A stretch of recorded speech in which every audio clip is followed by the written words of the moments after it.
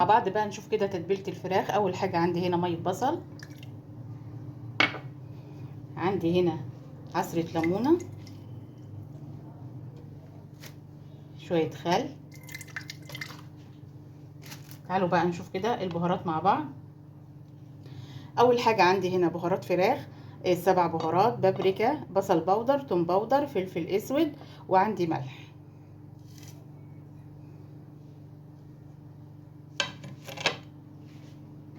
اقلب كله كده مع بعضه.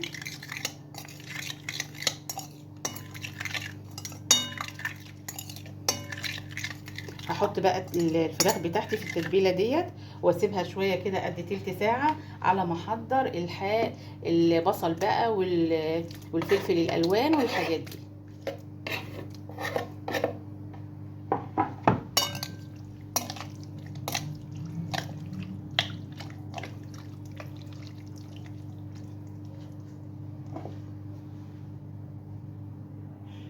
كده بقى انا قطعت الطماطم والبصل والفلفل الالوان.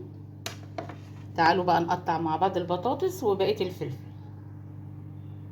عندي هنا بقى طاسه كده على النار، هحط هنا شويه زيت كده.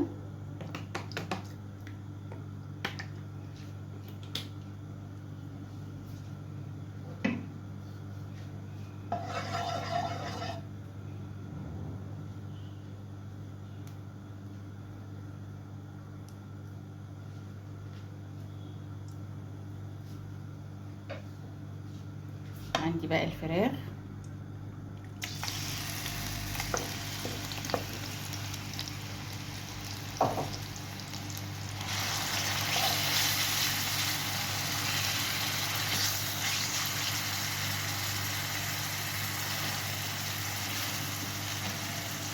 هسيبها بقى كده على النار لغايه ما اللون بتاعها يتغير ونرجع مع بعض.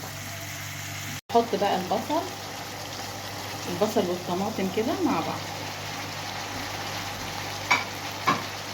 واقلب.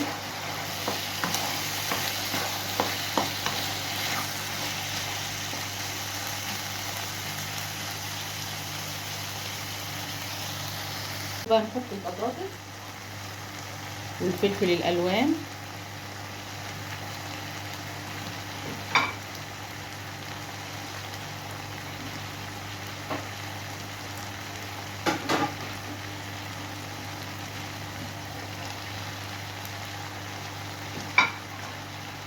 اقلب بقى كله كده.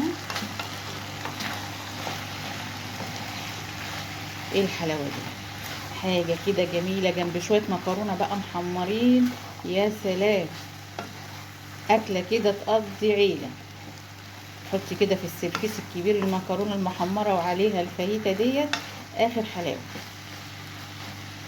شايفين الالوان عامله ازاي. تعالوا بقى نحط التتبيله. مش هحط بقى اي حاجه تاني، التتبيله اللي كانت بتاعه الفراخ الاولانيه حطيتها كله كده، وهحط نص كوبايه ميه واسيب كله كده يستوي مع بعض.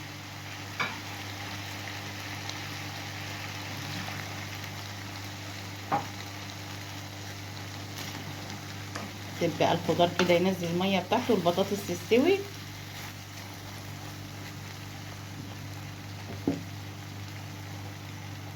زي ما شايفين بقى كل حاجه استوت كده. عندي بقى لقطه صغيره كده في الاخر، شويه جبنه موزاريلا كده على الوش. عندك حطي، ما عندكيش مش مشكله. هي كان عندي اخر شويه كده قلت احطهم عليه، هتدي كده بقى شكل حلو كده. انا هعمل لهم بقى جنب الاكله الجميله ديت، هعمل لهم شويه مكرونه محمرين مشطشطين بقى. عايزه تعملي لهم بقى في سندوتشات احلى واحلى كمان، زي ما انت عايزه. قرن فلفل كده اهي، حاجه جميله وحاجه تحفه.